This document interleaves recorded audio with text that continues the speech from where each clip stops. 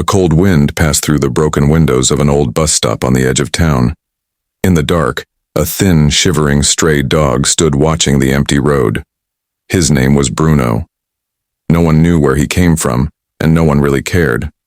For years, Bruno had lived on scraps, hiding from people, cars, and cold nights. His fur was full of dust and patches of old scars. But tonight, something was different. It was just before sunrise when Bruno smelled something strange in the wind. It was not food. It was not garbage. It was something softer. Something sad. He followed the scent through the back alleys, past overflowing bins and quiet shops until he reached the back of an old textile factory that had shut down long ago. Near a pile of broken chairs and torn cloth, there was a large black garbage bag. Bruno sniffed it carefully. It moved. He stepped back, then moved forward again. This time he heard it. A soft, weak sound, like a whimper. Bruno circled the bag, nudged it gently, and finally bit a small hole through it. What he saw made him freeze.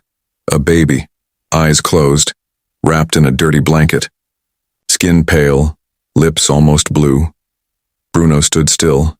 He didn't understand much, but he knew this wasn't right. This tiny thing inside the bag was alive, and it needed help.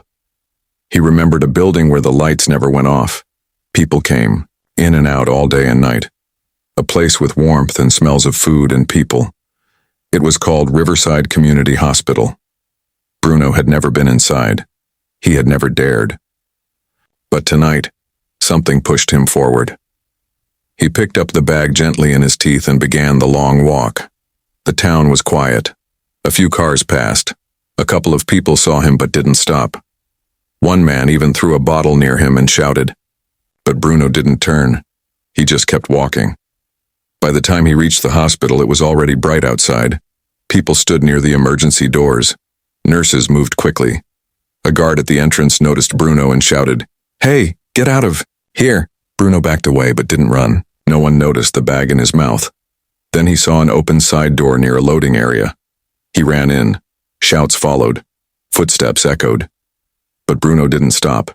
He rushed past boxes, turned corners, and finally found a warm, quiet room with a soft couch and bright lights. Inside, two doctors were speaking.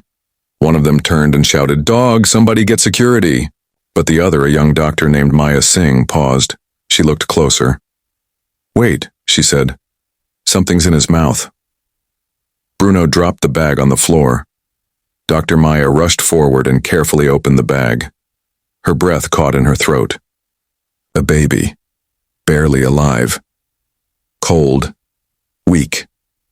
She shouted, "Get the neonatal team now." Nurses ran in. One of them picked up the baby and rushed down the hall.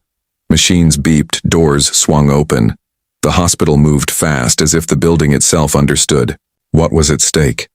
Dr. Maya looked down. Bruno hadn't moved. His eyes were wide, tired, but steady. Slowly, she knelt and reached out her hand. "It's okay," she said softly. Bruno lowered his head.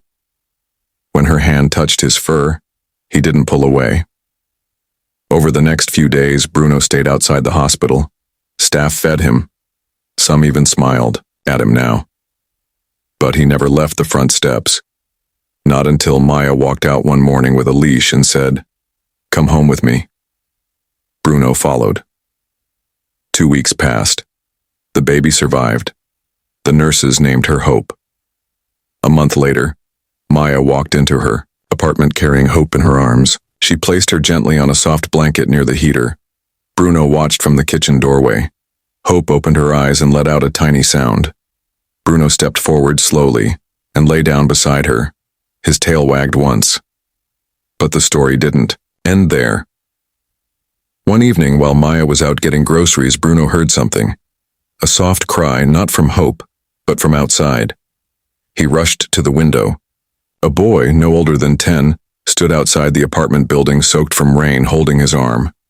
Blood ran down his sleeve. Bruno barked loudly, again and again. A neighbor opened their door and called Maya. When Maya came back, Bruno pulled at her coat, led her outside and straight to the boy. The boy was taken to the hospital.